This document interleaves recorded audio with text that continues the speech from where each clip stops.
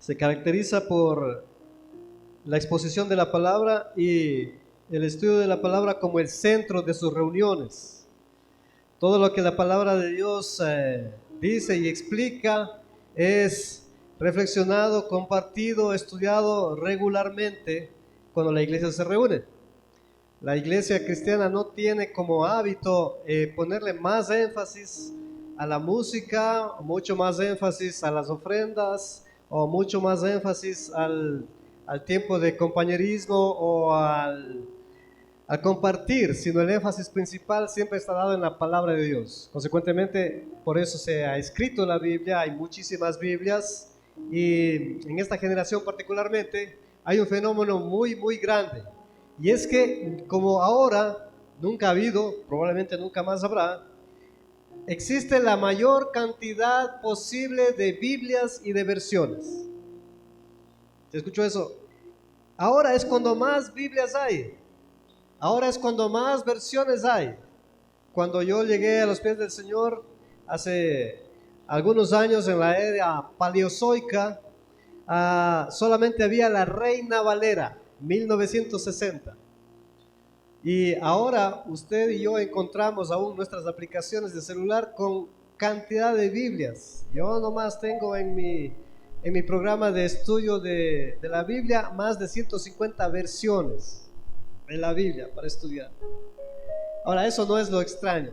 Lo extraño es que, a pesar de que es la época con mayor cantidad de Biblias y de versiones, también es la época de más analfabetismo bíblico. ¿Qué quiere decir eso? Que aunque hay muchas Biblias, hay oportunidad de acceder a la palabra de Dios, la gente es cuando más analfabeta es acerca de el pensamiento bíblico y del contenido bíblico, lo que quiere decir que la gente no está leyendo. Y estamos hablando del mundo cristiano, es decir, donde la Biblia está moviéndose, ¿no? Eso nos lleva a nosotros mismos examinarnos y pensar seriamente acerca de mi analfabetismo. ¿Cómo está mi analfabetismo? ¿Soy analfabeto? Todos sabemos qué es analfabetismo, ¿verdad? Es las personas que no pueden leer, no saben leer. Y analfabetismo bíblico es exactamente lo mismo, no saben nada de la Biblia. ¿Y por qué es importante saber de la Biblia? Bueno, justamente esa es la gran interrogante. ¿Por qué abriendo tantas Biblias hay tanto analfabetismo bíblico? Bueno, esa pregunta vamos a tratar de resolverla y de resolucionarla para nuestras propias vidas en el tiempo que nos queda. Los que tienen un poco de calor, por favor, no saque la ropa, solo tome agua. Si necesita un poquito de agua, los hermanos atrás tienen listo, solo levante su manito y ellos tienen agua fresca, recién traída del manantial del Cajas, de la Toreadora, vino directamente para que todos puedan estar refrescados con el agua del Cajas. Bien, esta mañana quiero invitarles a abrir nuestras Biblias, si usted tiene una Biblia, en el libro de Deuteronomio.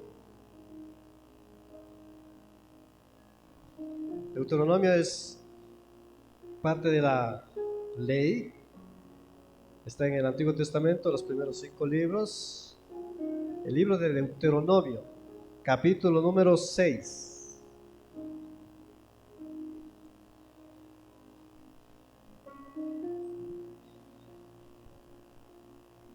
Habíamos leído, usted busca Deuteronomio capítulo número 6. Yo voy a volver a leer lo que esta mañana nuestro director leyó. Marcos capítulo número 12, verso número 28. Le preguntan a Jesús y él responde acerca de la cuestión que le hicieron, de si sabía o no cuál es el primer mandamiento. Y él responde: el primer mandamiento de todos es: oye Israel, el Señor nuestro Dios, el Señor uno es. Y amarás al Señor tu Dios con todo tu corazón y con toda tu alma y con toda tu mente y con todas tus fuerzas. Este es el principal mandamiento, y el segundo es semejante: amarás a tu prójimo como a ti mismo. Estoy en el verso 32 del capítulo 12 de Marcos. Entonces el escriba le dijo: bien, maestro, verdad has dicho, que uno es Dios y no hay otro fuera de él. Y el amarle con todo el corazón, con todo el entendimiento, con todo el alma y con todas las fuerzas, Y amar al prójimo como a uno mismo es más que todos los holocaustos y sacrificios. Y si nosotros queremos saber de dónde viene esta información, esta pregunta, esta respuesta a esta pregunta, tenemos que ir al Antiguo Testamento y tenemos que ir al libro de Deuteronomio. Y nos encontramos todos juntos aquí. Deuteronomio capítulo número 6. Vamos conmigo. El verso número 1. Estos, pues, son los mandamientos, estatutos y decretos que Jehová vuestro Dios mandó que os enseñase, para que los pongáis por obra en la tierra a la cual pasáis vosotros para tomarla, punto y coma, para que temas a Jehová tu Dios, guardando todos sus estatutos y sus mandamientos que yo te mando, tú, tu hijo, el hijo de tu hijo, todos los días de tu vida, para que tus días sean prolongados, punto. Verso número 3. Oye pues, oh Israel, una vez más, y cuida de ponerlos por obra, para que te vaya bien en la tierra que fluye leche y miel, y os multipliquéis, como te he dicho, Jehová, te ha dicho Jehová, el Dios de tus padres, punto. Verso número 4.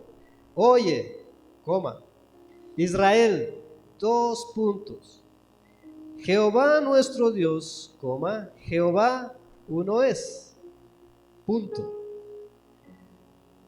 Y amarás a Jehová tu Dios de todo tu corazón, y de toda tu alma, y con todas tus fuerzas, punto.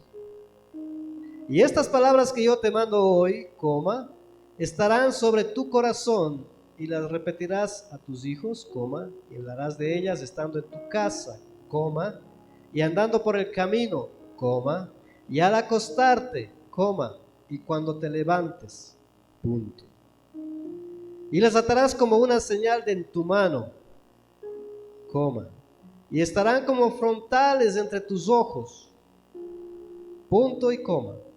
Y las escribirás en los postes de tu casa, y en tus puertas, punto. ¿Se ha leído esto? ¿Con punto y coma? ¿Qué le parece? ¿Cuántos hemos leído esto? Bueno, queremos dar gracias a Dios por su palabra. ¿Qué le parece si oramos? Señor, queremos darte gracias por tu mandamiento y por la claridad y la especificidad al poner todas las comas y los puntos necesarios para que nosotros, nuestros hijos y los hijos de nuestros hijos, no lo olviden, lo repitan, lo aprendan y lo pongan por obra. Señor Dios de Israel, quien te manifestaste poderosamente y sobrenaturalmente, humillando a todos los dioses que se habían levantado en el pueblo y en Egipto, y te glorificaste, te hiciste de un nombre en el mundo entero, y ahora te ha placido revelarte a nosotros en este rincón de la tierra, lejos de Israel, lejos de Egipto, lejos de Oriente Medio y de Medio Oriente, al último rincón de la tierra, Señor, donde tu nombre también es ahora conocido, invocado, reverenciado, aprendido y enseñado. Acláranos, Señor, nuestros entendimientos, nuestras intenciones, nuestros secretos, para que en el nombre que es sobre todo nombre, nuestras rodillas también se doblen ante aquel que hizo todo y de todas formas. Gracias, Señor, por el énfasis que tú pones al revelarte y la claridad con la que escribes tu sagrado texto, tu sagrada voluntad, tu inamovible deseo, para que aún desde los más pequeños, de los que estamos aquí y de los que vendrán, podamos reconocer que no hay otro Dios que merezca toda gloria, alabanza, toda obediencia. Gracias, Padre, Hijo y Espíritu de Dios. Amén. Muy bien, hoy quiero reflexionar un poquito más sobre esto de amar a Dios. Empezamos con una pregunta. ¿Cuántos de ustedes conocen que el amor de Dios es incondicional?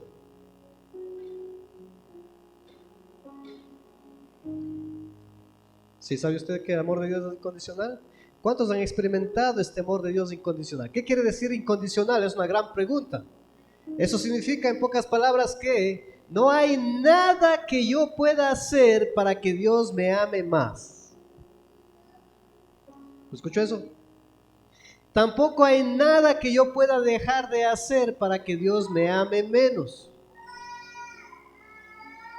Es decir, no porque yo haga ciertas cosas, Dios me ama más. O porque deje de hacerlas, Dios me ama menos.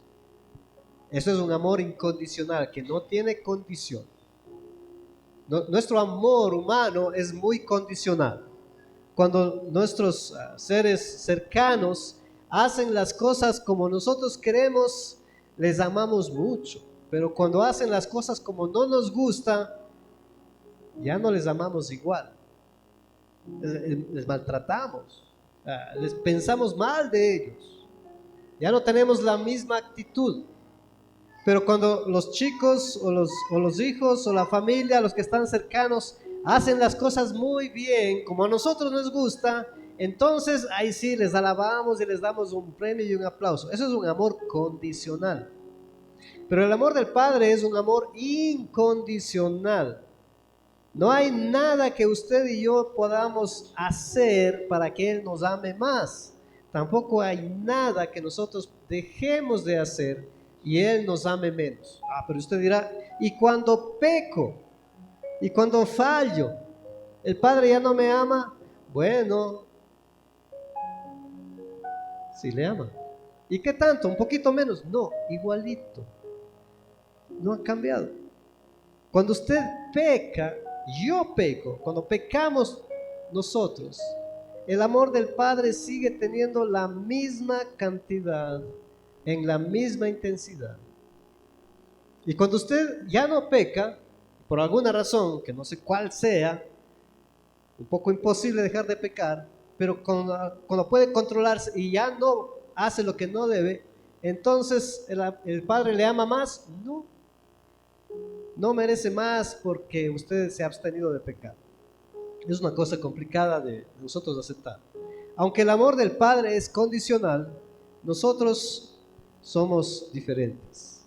Pero nuestro amor para el Padre, recuerde, el amor del Padre para nosotros es condicional. No, es incondicional. Pero nuestro amor para el Padre es completamente condicional. Es decir, hay ciertas condiciones que hacen que mi amor al Padre crezca. Y si no cumplo esas condiciones, mi amor al Padre no va a crecer. Consecuentemente, tampoco voy a recibir mucho del amor del Padre. No por Él, por mí. Porque el obstáculo para recibir el amor del Padre no es el Padre, soy yo. Ahora, el gran mandamiento dice que hay que amar al Señor Dios con todo. Para amar al Señor Dios, una cosa muy interesante es que no se puede amarle a Él dándole lo mejor. Aunque estamos cantando una canción que dice, te daré lo mejor, y es una manera de mostrar el amor de Dios. Pero en el texto bíblico no dice que para amar al Padre hay que dar lo mejor. ¿Qué dice? Dice que hay que dar todo. No es suficiente dar lo mejor, hay que dar todo. Y en el texto bíblico enseña que amarás al Señor tu Dios de todo tu corazón, de toda tu alma y con todas tus fuerzas. Ya no vamos a hablar del corazón porque ya hablamos de eso. Tampoco vamos a hablar del entendimiento porque ya hablamos de eso. Y solamente quiero hablar el día de hoy el final. Entonces recordemos esta porción del texto bíblico. Primero, para amar a Dios, mi amor con el Padre es completamente condicional. Es decir, hay gente que le ama más a Dios y siente y experimenta más del amor del Padre que otros. Y hay gente que experimenta mucho menos del amor del Padre que otros. ¿A qué se debe? Bueno, se debe a que el amor del ser humano es condicional y conforme va aprendiendo a usar su corazón, su mente y sus fuerzas, ese amor cada vez puede ser más fuerte y consecuentemente también puede experimentar más del amor del Padre. Pero el amor del Padre es incondicional. Él siempre está con la misma cantidad de amor. Ahora, nuestra tarea como hijos de Dios es poder reflejar ese amor, ser incondicionales también con las personas. Los padres tenemos esta tarea de ser incondicionales con nuestros hijos. Los esposos tenemos la tarea de ser incondicionales con nuestras esposas.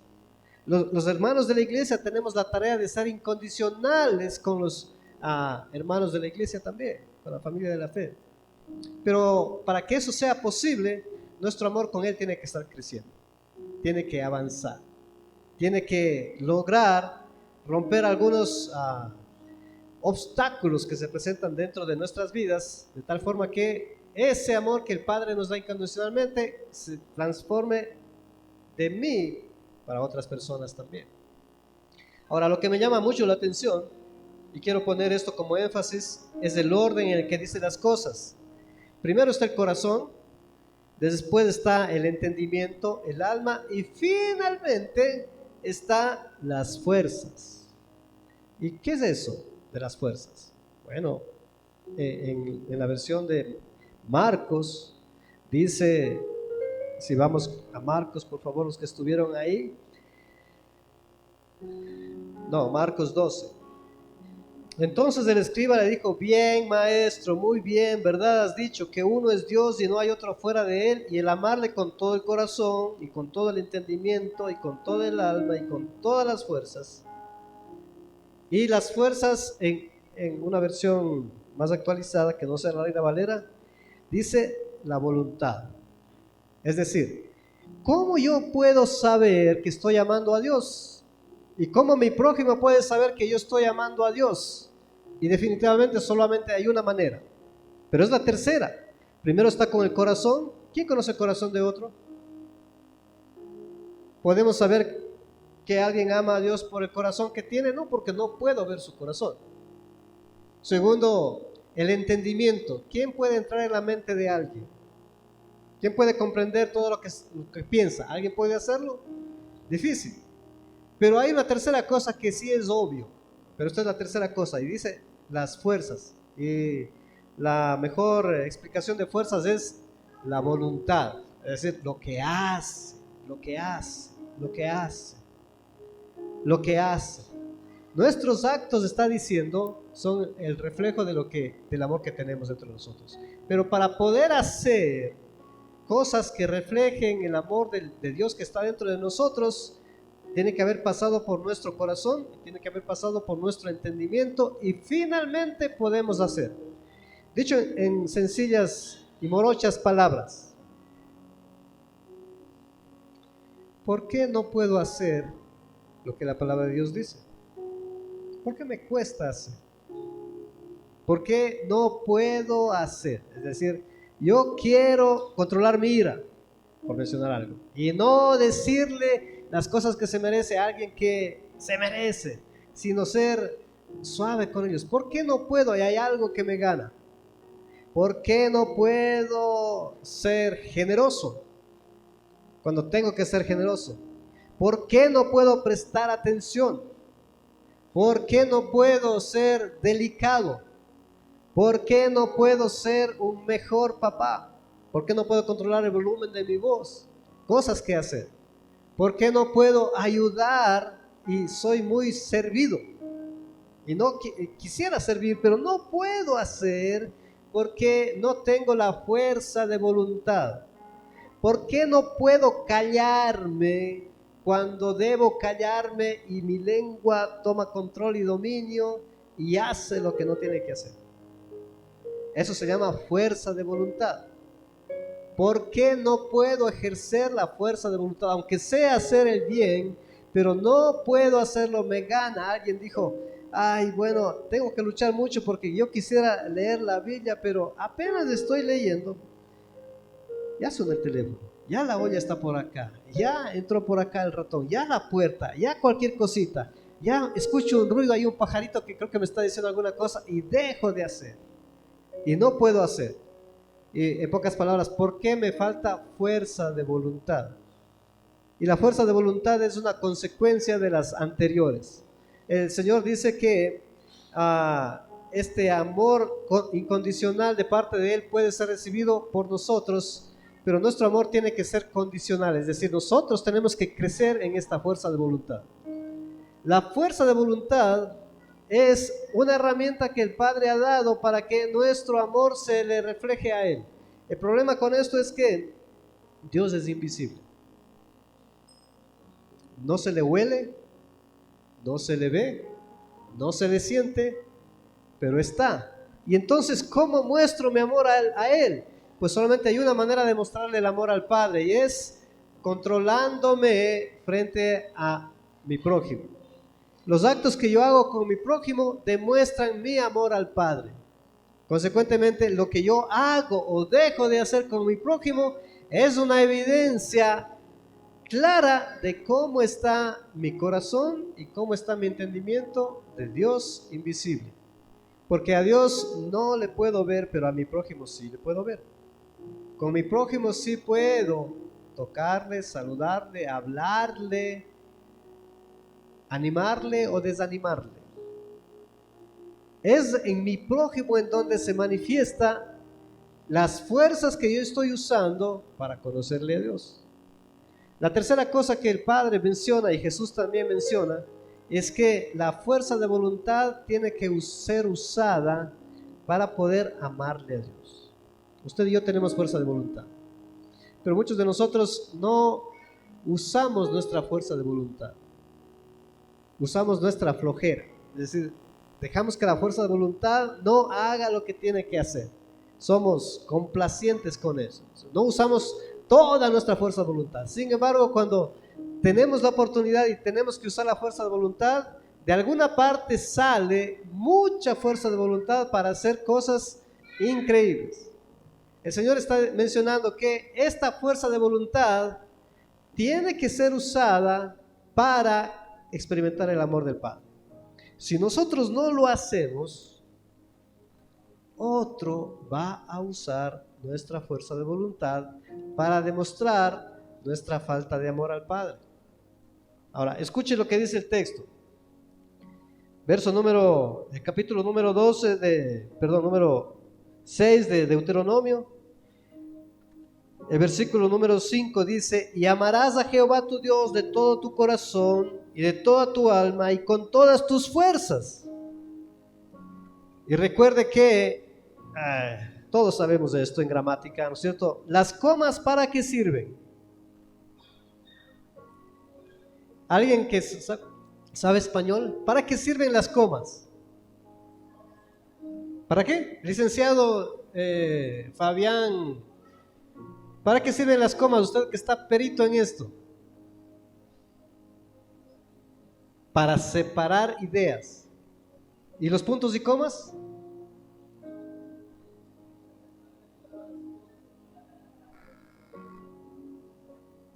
Las comas sirven para separar, es decir, primero lo uno, después lo otro, después lo otro y después lo otro. Los puntos y comas sirven para separar una idea y complementar con otra idea que es un poquito más grande, un poquito diferente, para darle fuerzas.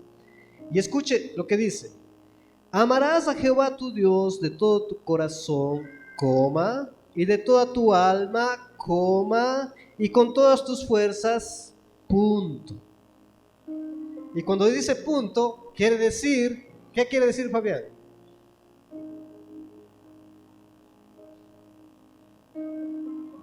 Vamos a otra cosa. ¿Y qué es la otra cosa? Y estas palabras que yo te mando hoy, coma, estarán sobre tu corazón, punto y coma. Y las repetirás a tus hijos y hablarás de ellas estando en tu casa. Ahora, escuche lo que dice el texto bíblico. Dice que este amor, que es condicional del ser humano para el Padre, que empieza con el corazón, que continúa con toda el alma y finalmente se nota en los actos que hago voluntariamente, dominándome yo y haciendo fuerza de voluntad, deben estar en el corazón, coma. Y entonces, dice el texto, las repetirás a tus hijos. Es decir, los hijos van a aprender después de que yo use el corazón, coma, el alma, coma, las fuerzas. Solo después ellos van a aprender que tienen que hacerlo con el corazón, con el entendimiento y con las fuerzas, porque yo se los voy a repetir. En pocas palabras está diciendo, mira, después de ti vienen tus hijos, ojo con tus hijos. ¿Quién les va a enseñar esto a tus hijos? Tú les vas a enseñar esto a tus hijos. Tú les vas a enseñar a tus hijos a que ellos me conozcan a mí, porque han visto de ti como tú, con todo tu corazón, con toda tu alma y con todas tus fuerzas, me has aprendido a amar. Y entonces ellos tendrán que aprender por repetición, porque con una vez que les digas no será suficiente, tendrás que repetirlas y volver a repetirlas y repetirlas otra vez y repetirlas otra vez y otra vez, de mañana a mediodía, en la tarde y en la noche. Y cuando ellos las repitan, porque tú les haces repetir, porque tú estás usando tu fuerza de voluntad, porque has usado tu corazón, es decir, estás sanando tu corazón, estás entendiendo, estás preguntándote, estás reflexionando y finalmente entonces vas a hacer acto de voluntad, vas a ponerte los pantalones y te vas a vestir. No te vas a dejar ganar. ¿Por qué? Porque la voluntad es una cosa que yo te doy para que tú ejerzas y te domines y no te dominen otras cosas, sino tu voluntad. Cuando eso hagas, entonces estas ya estarán en tu corazón y las transmitirás a tus hijos. Y después dice, a los hijos de tus hijos. ¿Quién pensó que la tarea se acababa con los hijos? Se equivocó. Con los nietos todavía está la misma tarea. Ah, no, ya, mis hijos son responsables de sus hijos. No, no, usted es abuelito.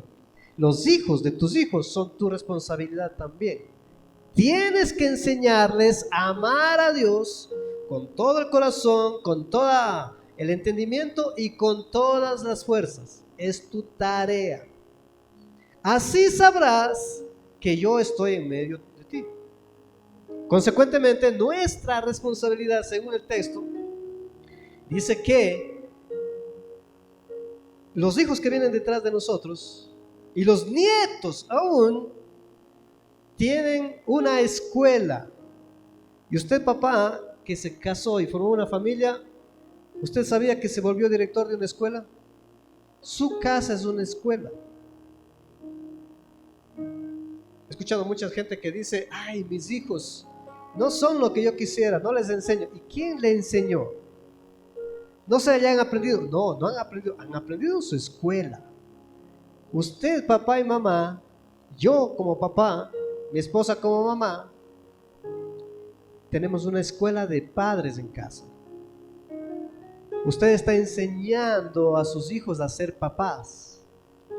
Y la primera cosa que tenemos todos nosotros que aprender mientras enseñamos es que hay que amarle a Dios, que es incondicional su amor para nosotros, pero nuestro amor para Él es completamente condicional. Mientras más nosotros le conozcamos con todo nuestro corazón, con todo nuestro entendimiento y pongamos voluntariamente de nuestra fuerza.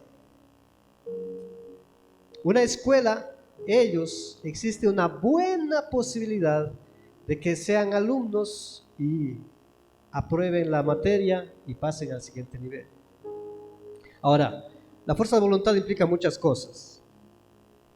Significa que usted, por ejemplo, tiene que memorizar el texto bíblico, porque si no memoriza, ¿cómo recordará?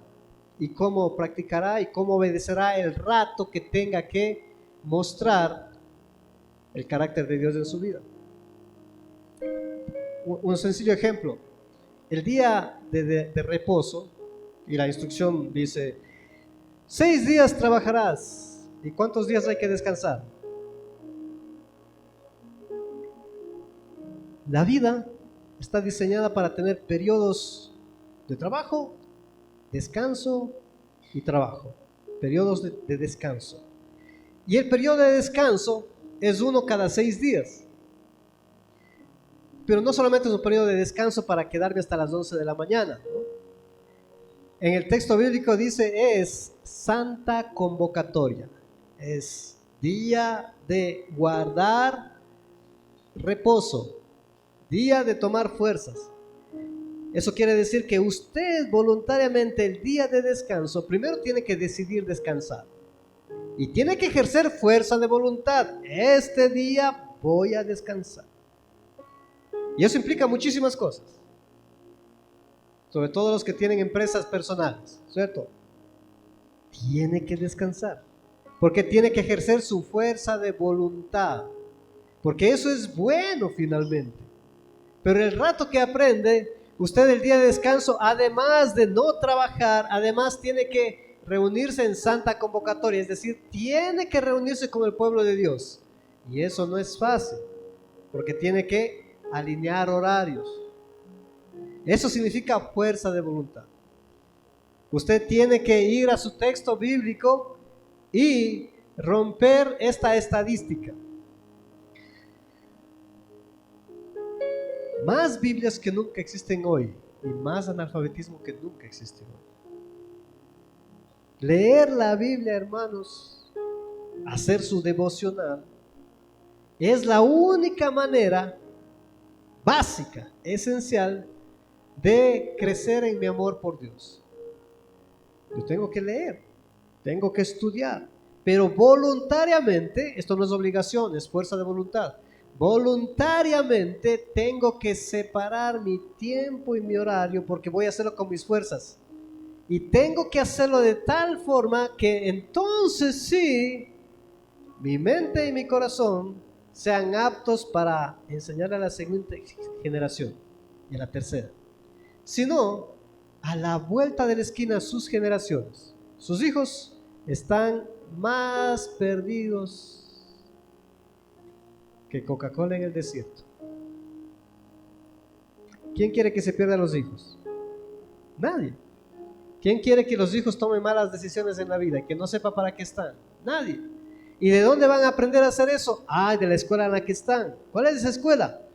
Donde están los papás y han fundado una escuela y tienen que enseñarle las materias que son necesarias. ¿Cuáles son las materias necesarias para enseñar a los hijos? Amar a Dios con todo el corazón, con todo el entendimiento y con todas las fuerzas.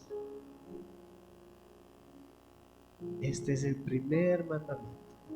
Todos nuestros hijos y nuestros nietos deben saber el primer mandamiento, deben memorizarlo, deben guardarlo, repetirlo y deben practicarlo con todas las fuerzas. Eso es cuestión de voluntad. La última, las fuerzas, recuerde, las fuerzas o la voluntad solo viene después del corazón y del entendimiento. Y entonces la voluntad comienza a funcionar. Pero si solo queremos hacer sin tocar nuestro corazón, sin entender, sin estudiar, es difícil hacer. Es más, es imposible. A la vuelta de la esquina. El sueño nos gana, la pereza nos gana, la comodidad nos gana, pero díganle al fútbol, no le gana nada, se levanta como sea. Díganle, vaya a ver, qué sé yo, lo que ame más, ¿no es cierto? Enseguida le levanta y le gana rapidísimo. Entonces la instrucción que el Señor Dios está dando a Israel es una cosa seria. El pueblo de Israel tenía que aprender y le tomó miles de años, literalmente un par de miles de años como nación, aprender a amar a Dios con todo el corazón. Deshacerse de otros dioses, ponerle en primer lugar. Lo que significa es que no es una cosa muy fácil, pero es una cosa posible. ¿Cómo es posible esta situación? Porque hay uno que amó a Dios con todo su corazón, con toda su mente, con toda su alma y con todas sus fuerzas. Y ese uno dio la vida para que los que no podemos nos dejemos guiar por Él y Él ame por nosotros. ¿Leyó la Biblia esta semana usted? ¿Hizo su devocional? La iglesia cristiana se caracteriza por ser iglesia. No existe el cristianismo solitario. No existe los monasterios cristianos. No existen esa cosa. Es decir, yo voy a ser cristiano solito. No, no existe esa posibilidad. Porque el Padre, el Hijo y el Espíritu de Dios son uno, pero son tres. Y los tres andan en comunidad. Y la iglesia, aunque somos muchos, somos uno, un cuerpo, y somos comunidad. Y tenemos la responsabilidad de cuidarnos unos con otros. Entonces, nuestra tarea, hermanos, para crecer en nuestro amor con el Padre, es ser responsables con la misma iglesia acerca de nuestro crecimiento personal con el Padre. Y todos nosotros, eso lo sabemos de memoria, solo que no lo aplicamos a nuestra vida cristiana. ¿Quién de nuestra casa que come nuestra comida, que usa nuestra luz eléctrica, que gasta nuestra agua, puede entrar en la casa y hacer lo que quiera como si fuera visita? ¿Le permitimos eso en la casa? Siempre le decimos, ¿de dónde viene? ¿A dónde va? ¿Por qué no ha comido esto? ¿Por qué no se ha bañado? ¿Por qué está cambiándose de ropa? ¿Por qué esto? ¿Por qué el otro? Cuéntenme, está en mi casa. Usted tiene que ser responsable por lo que está haciendo dentro de mi casa. No vive solo. Usted no se manda solo. Vive dentro de una familia. El cristianismo es exactamente lo mismo. Usted y yo, hermanos, tenemos la responsabilidad de compartir nuestro crecimiento con la gente de la iglesia. Tenemos que decirle a alguien, a más de uno realmente, mira, yo estoy creciendo lindo leyendo la palabra de Dios y quiero contarte lo que he leído. O podemos decirle, ¿sabes qué, hermano? Tienes que orar por mí porque estoy más orejón que el burro. No me entra. Necesito ayuda. Apóyame, por favor, porque ya estoy algún tiempo y no estoy avanzando en mi crecimiento espiritual. Me estoy llenando de ira, me estoy llenando de pereza, me estoy llenando de comodidad, no estoy amando a mi prójimo, me está entrando odio por mi prójimo, algo me está pasando, tienes que ayudarme. Ser responsable dentro de la familia de Dios es parte esencial del crecimiento y del amor al Padre a través del prójimo. Si es que usted y yo tenemos la responsabilidad, y como iglesia, nosotros tenemos esa responsabilidad, hermanos, de contar cómo va nuestro peregrinaje espiritual, cómo va mi crecimiento espiritual. A eso le llamamos discipulado. Todos nosotros tenemos una responsabilidad muy grande, y es que tenemos que cuidar a alguien y tenemos que dejarnos cuidar por alguien en nuestro crecimiento espiritual. No puedo crecer yo si voy solo, vivo solo, tomo mis decisiones solo. Por eso reunirse es muy importante. Pero no solamente reunirse como las sillas. Miren, las sillas están reunidas allí, pero no hablan nada. No, hay que reunirse, pero hay que transparentarse con el prójimo para que ore por mí y para que yo pueda orar por él. A eso le llamamos dar informes. Todos nosotros tenemos la tarea de dar informe de nuestro crecimiento espiritual. Porque no es posible que teniendo tantas Biblias haya analfabetismo bíblico. ¿Cómo es posible? Es que seguramente nadie está pidiendo cuentas de nada. Y las iglesias no están ayudándose mutuamente para que los miembros de la iglesia, porque estas encuestas se hacen dentro de las iglesias, no hablamos fuera. El analfabetismo bíblico está dentro de las iglesias cristianas, no fuera. La Biblia es escrita para los hijos de Dios y para los que no son, lleguen a hacerlo.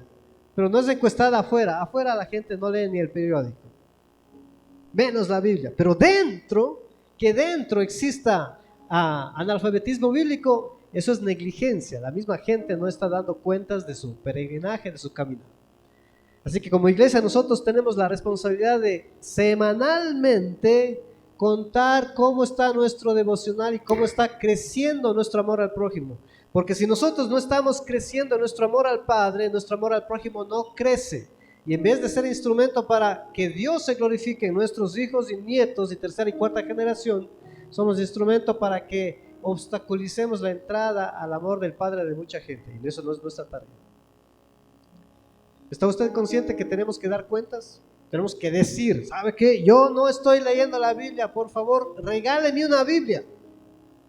Y claro, si su problema es más grande y no entiende el español, entonces tiene que aprender español, ¿no es cierto? Hay que alfabetizarle para que aprenda a leer. Pero después de que ya sabe leer, usted tiene que leerla y tiene que usar sus fuerzas intencionalmente, pero no solamente tiene que usar sus fuerzas, además tiene que contarle a alguien cómo está su caminar y su peregrinaje espiritual. Y entonces nuestro amor para el Padre, para el Hijo y para el Espíritu de Dios crecerá, crecerá y crecerá.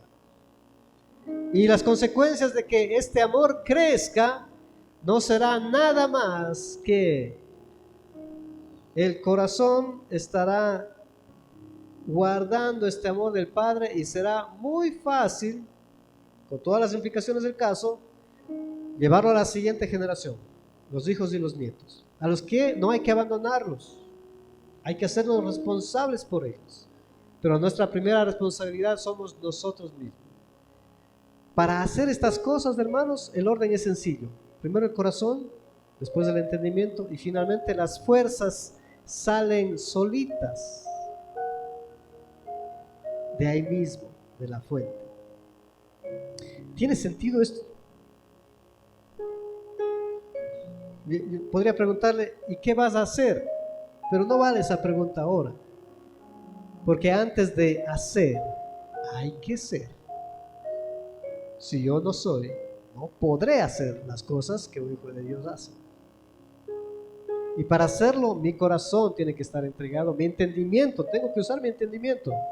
Tengo que memorizar, tengo que leer, tengo que esforzarme, tengo que entender. Y entonces yo podré hacer. Y cuando haga, no significa que ya es perfecto, solo significa que estoy haciendo. Muy bien, entonces vamos a contarles la buena noticia, hermanos. La buena noticia es que todas las semanas vamos a recibir su informe de devocional como iglesia, todos nosotros.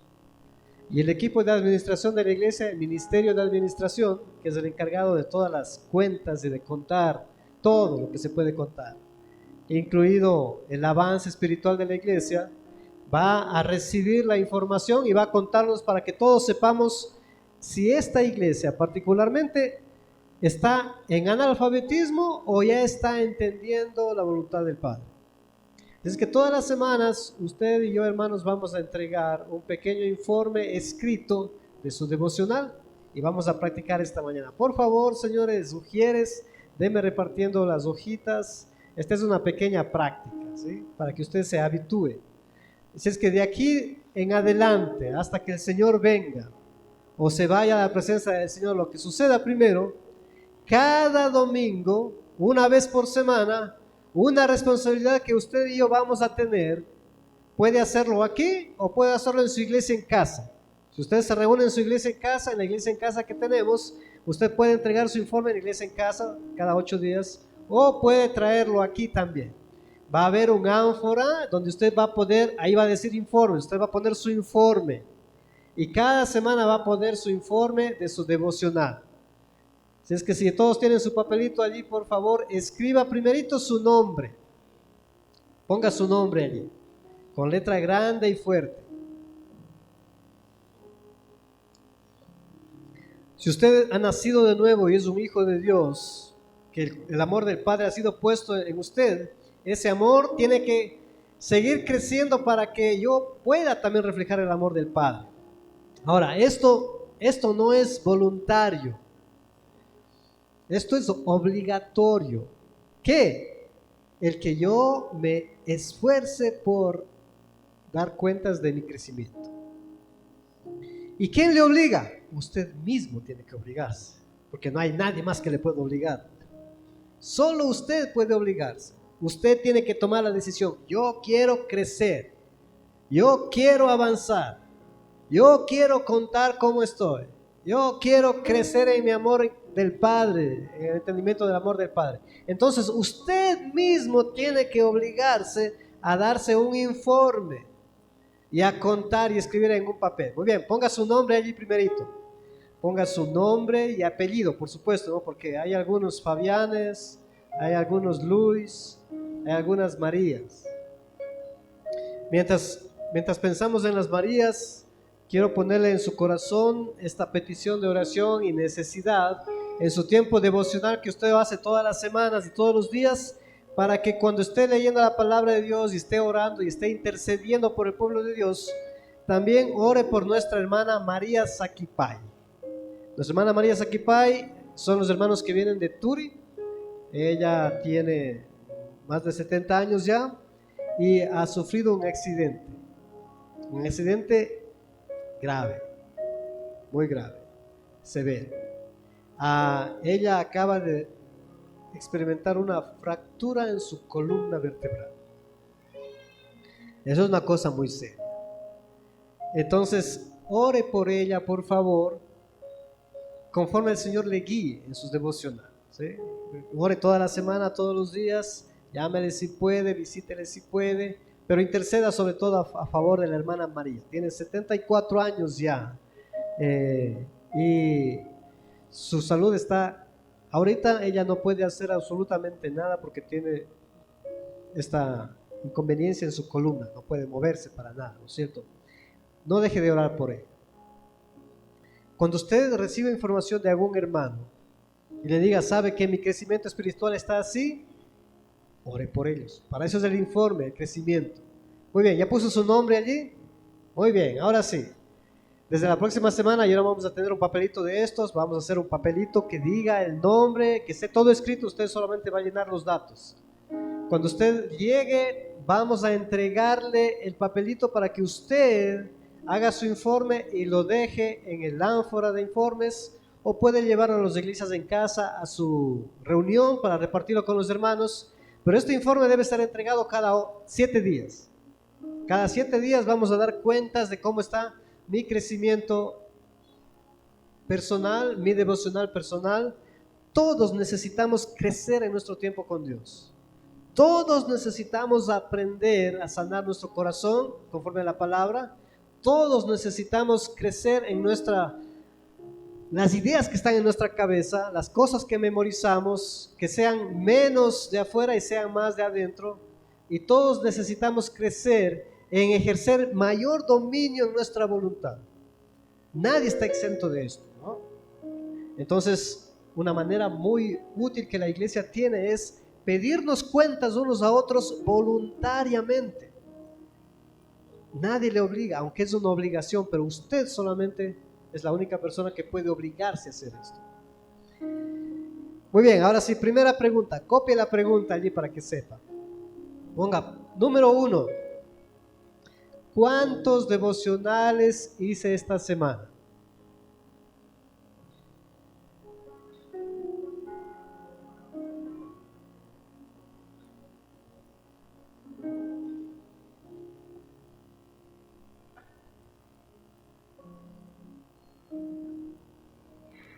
Ahí sí, ponga su respuesta. Y ponga su respuesta en números. 1, 2, 3, 4, 0.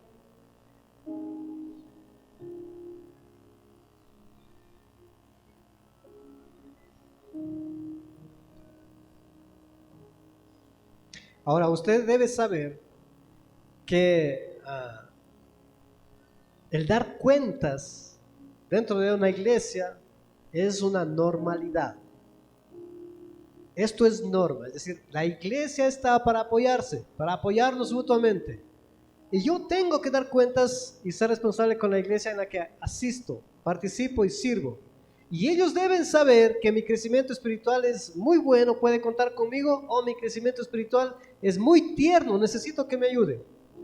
Y esto es natural. Nadie puede vivir un cristianismo y decirse cristiano y venir como llegar a misa. Llego al final de la bendición y me voy. Eso no existe, eso no es cristianismo. Eso se llama religión. Pero cristianismo es relación. Yo me relaciono con el Padre, me relaciono con el pueblo de Dios, me conocen, me dejo conocer, me apoyan y apoyo. Y nosotros queremos, como toda la iglesia de Cristo, que la familia de Dios crezca en entendimiento, en sabiduría, en santidad. Todos nosotros queremos que a sus hijos les vaya bien, que sus hijos también conozcan lo que usted conoce y que sus nietos les vaya mejor.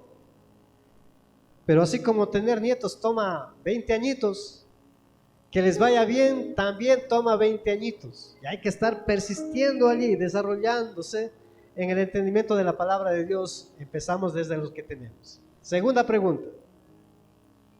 ¿Todos han respondido a la primera pregunta?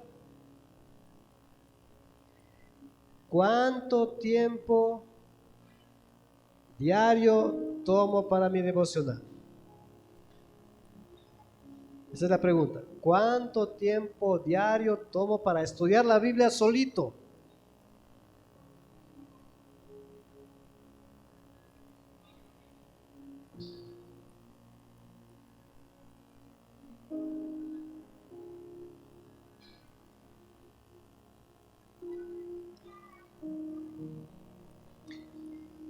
Por supuesto, no vamos a hacer cacería de brujas, ¿no es cierto? Nuestro informe es sencillamente para escribirlo allí.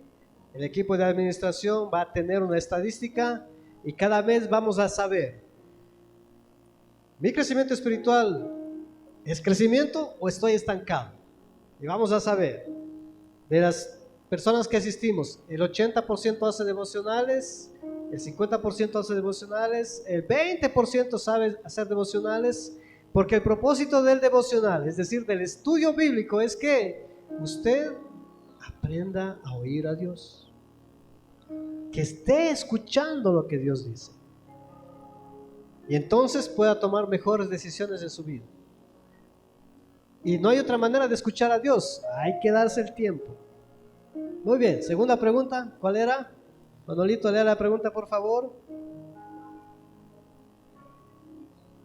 Muy bien, responda ahí. ¿Cuánto tiempo diario usa para hacer su estudio bíblico personal o devocional?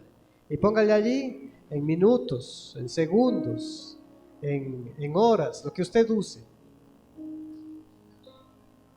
Todas las semanas usted va a entregar un informe parecido, ¿cierto?